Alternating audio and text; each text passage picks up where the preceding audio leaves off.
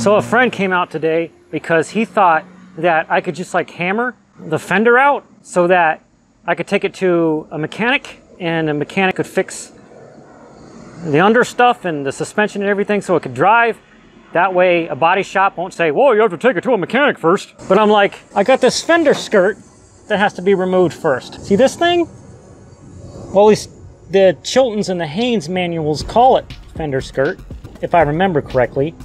This metal thing that he called a splash guard, it goes around the wheel well and around the wheel and the tire and everything. It's metal. And he's like, no, it's plastic, it'll just come off. No, this one's bolted on. But that's besides the point. I would have to get this entire thing off in order to hammer the fender because it's curved and it goes all the way around inside of the fender. Let me show you. There it is. Around the inside. Focus. See? And it's all bent out of shape too. So later he's like, we'll just unbolt it a couple times and then reach on here and pull the fender out. Well then I still got a fender skirt that the tire is gonna be cutting. When the mechanic tries to fix the suspension, it won't go up and down like a normal car. So here's my other concern. This is a fuel pressure regulator because my Edelbrock carburetor doesn't have an internal regulator, but that makes sense because that carburetor is made for multiple different cars. So they don't know how many PSI, that's pounds per square inch, that your engine's supposed to have. And mine's supposed to have 4.5, and I control it with that. So the problem with it is that I had to bolt it to the fender skirt because there was nowhere to put it. There are kits where you put it like on this thing, I think, but nobody sells it. Nobody has a reference to it. I called Edelbrock, they didn't know what I was talking about. So that's there, and this terminal plate, which if you're gonna use any aftermarket stuff on an old car, one of the things you do when you're doing what's called the Big 3 upgrade of all the wires to the battery is that you have the alternator, have a wire going to a terminal, and then the terminal wire goes over to whatever junction it normally goes to where this normally would have went. And then a third wire goes to the battery. And that keeps the battery charged and it doesn't have dips in voltage or whatever. So to get this fender skirt out and have it drivable, quote, quote, for a body shop to work on it, I have to relocate, focus, the fuel pressure, I stood up too fast. Fuel pressure regulator and the terminal plate. But before I shut the hood actually, look at some stuff we looked at today. See how this is the upper control arm and it's not supposed to be this close to the engine block. So you see how close it is to the engine block here? Let's look at the other side. Can't really see it because the AC compressor's in my way, but it's way over there. And there's the engine block. Maybe you can see if I go like that. See? Now, also, take note of this gradual curve. This is what my friend pointed out, this gradual curve on both sides of the upper control arm. And this is the left side of the car. It looks kind of normal. Now, if you look at this side of the car, that one's kind of bent in, but that one's really bent in a whole bunch. But you see how close this came to like my spark plug cables? How it punched a hole in my exhaust manifold. There's something else. That bolt right there is a bearing or whatever, I think, for how the upper control arm can go like this while you're going over bumps. And it's got a rod that's supposed to be straight. See that rod right there? Not straight. It's like 45 degrees cutting over right there. Sigh face. So you can see what I mean. There's the rod on the other side, kind of pointing at it. And it goes through to the other part and it's straight. So like maybe just replace the parts, he said. Do it yourself, he said. If I had someone to help me who already knew what they were doing so I don't screw it up and then also hurt my back because I have a bad back and make old man noises and it takes 6 months of me failing, I'd rather just pay somebody. But he's saying replace all this stuff, right? But you think about, what is all this attached to? It's attached to this inner part right here. And that inner part is attached to the frame. Get out of my way, you're not in the scene. Now I put the light down here maybe. My light does not want to sit. My YouTubing light. There's a good spot. All right, this part that I can't reach. This. I'm poking it with my finger. That's the part that is attached to. That goes up like a shape like this.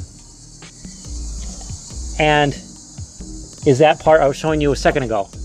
That is welded to the frame. So hopefully that can be bent back into shape once all of this has been removed. So I might just find a mechanic who doesn't mind destroying that fender to do their mechanical job, and then finding a body shop who can find a fender off of another Nova. Hey, time travelers. So the main problem is I contacted a bunch of mechanics and they're either silent, they don't say a dang thing, or they say you need to take that to a body shop first. And I contacted some body shops and they said, no, you need to take that to a restoration shop. And both body shops and restoration shops have told me, no, you need to take that to a mechanic. So you think that I'm stuck in a circle, but it's more like a complicated, like, wibbly wobbly figure eight thing going on, or maybe like a pile of shoestrings, like how time actually flows, because time is not linear. But that's besides the point. Mechanic says I need to take it to a body shop, or a body shop says I need to take it to a restoration shop, or a body shop says I need to take it to a mechanic, or a restoration shop says I need to take it to a mechanic. I'm stuck. And it's like not catch-22, it's like catch 2,222. I need to get work started somehow. And I may have to start doing something on the car myself if I can get the will and the time from all this editing YouTube videos and everything. But if you guys got any ideas, please tell me in the comments below. Please, that's what it's for. You don't know how to do it on a phone, you just scroll down a tiny bit and you'll see something about comments and you tap it and then it just whoop, expands and you can start writing stuff in there and like, hey Rob, I have an idea.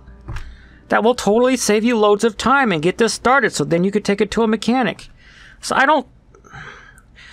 let's put it this way, I don't want to work on it myself. I've got lots of Ethereum, so just full transparency here, check out my Bittrex account. This is a cryptocurrency exchange, and my total trading account is at 16 grand right now, and 14 grand of that is Ethereum. Of course, the value of Ethereum and whatever else goes up and down every day.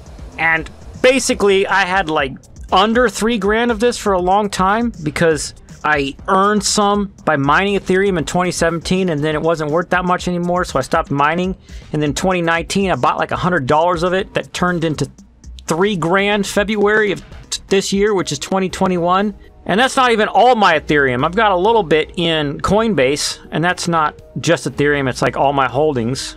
But you see how the number looks like it's going gradually up and then down a little bit and then it starts going up again? Well, that's the 1 month. Look at the 1 year. What? It would have kept going up and up and up and up and up. But these are the 3 times that I sold some Ethereum so I could buy more graphics cards to upgrade my cryptocurrency mining computer. You get the general idea. I'm just saying that there's gotta be a mechanic out there that understands, shut up and take my money and we'll fix my car. And then I can take it to a body shop and shut up and take my money. And then they fix the body and get rid of all that rust. Because honestly, I'd be able to do a lot if I could have someone that helped me. Like, I have a friend, I won't say no names, but you know who you are, who has rust on his truck. And I offered to go to his house and donate my time and my knowledge of staring at YouTube videos for a few hours to tell him what parts to buy, what tools and everything. Maybe we can even go half in and fix the rust on his truck, because then I'll know how to do it, because the rust on the Nova is worse, right? You gotta start small. Rust on his truck was nothing compared to the Nova, but he said maybe, and he just kept saying maybe, and that was freaking 3 years ago! Well, let's move on to the rest of the video. I've been working on the Wizard and the Rainbow Princess. I filmed scenes 3 and 4 today, and I think I did pretty good. But just look at this, like, it's too much for me. There are so many questions. Like, where did the wizard come from? Blah, blah, blah. That's enough spoilers! You have to be subscribed, and you have to watch my sci-fi videos. They're freaking hilarious. But if you haven't yet, a really good one is the most recent one called The Karen. I'll put a card right here. so that you can watch it. And at the end of the video, the Karen, spoilers, turns into the Rainbow Princess, just like a complete 180 on her personality and stuff. But you got to see that video. Maybe after you watch this one. And now, this week's tech thing. This week's tech thing is another potential solution, in my opinion, not what I was looking for trying to have a wireless mic solution so that I could, it's hard to explain. So like, I film all my YouTube stuff with either a webcam like I'm doing right now, or with smartphones like I have over on the bed right now. And sometimes I want to set a microphone somewhere in the environment and it go to one of those phones that I'm filming with. And I'm trying to find a good solution. And this can be used on a phone because it's got a USB adapter thing. Because basically the transmitter goes on you like this. Here, I'll put this on. Okay? And this wire, you don't necessarily have to use it. It's like this if you want to be able to hear what other people are saying in Teams or Zoom or whatever. But for now, I'm going to unplug it because I'm not using it. The first con about this thing, this plug that goes into it is USB-C, which means if this breaks, I have to dig around on the internet trying to find a replacement. So its USB receiver has adapters so you can use it on an Apple device or on an Android device that has USB-C. That's cool or whatever. But let me roll the video where I tested it in the kitchen where it was plugged in using an adapter to my smartphone. All right, this is my test with open camera. This is about 5 feet. This is about 10 feet. Got the window AC right over there, right in front of my window AC. Now the window AC is off. Do I sound clearer while it's off? Now I'm way over here by my couch. I know there's bad communication with some Bluetooth devices that are older than 5.0. Can't get that far in the kitchen. Even my 5.0 devices don't reach this far. So let's try using that wall as interference. Can you still hear me? Am I still coming through? So that audio quality wasn't great, but then I noticed something listening to it. It's got really, really great noise suppression, right? But check this out. Going into my OBS now, go to audio capture and hit the little gear, what's it? And I'm gonna change it off of this microphone down to BL1. Testing, testing, ABC 1, 2, 3. Sally sold seashells down by the seashore. So I've changed it back. Not exactly the best audio quality, if you know what I mean. So, I might be returning this. I don't know. I'll have to decide if I have a use for it. I've already bought it. Maybe somebody else wants it, one of my friends or something. I don't know. Now, let's move on to... What's up? What's up? Hey, what other you me. Doing? About to do the... What's up? What did the random thing. where I put my butt parts.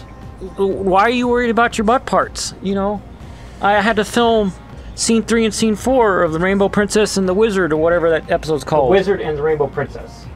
Right, I right. didn't see her, and I didn't see you filming anything today. Oh, probably because the Rainbow Princess and you can't exist at the same time or something, maybe? I guess. Well, this phone's charged, so I'll plug in this other one. Alright, thanks, I guess. So this random thing comes from my friend Paul Outhouse that shared it to me on Facebook. Oh, sweet. And it says, that was a cyber attack? I thought it was the latest Windows update. Windows updates are attacks. Yeah, right, no, right? You block and mitigate them. Yeah, I don't let that stuff happen to me.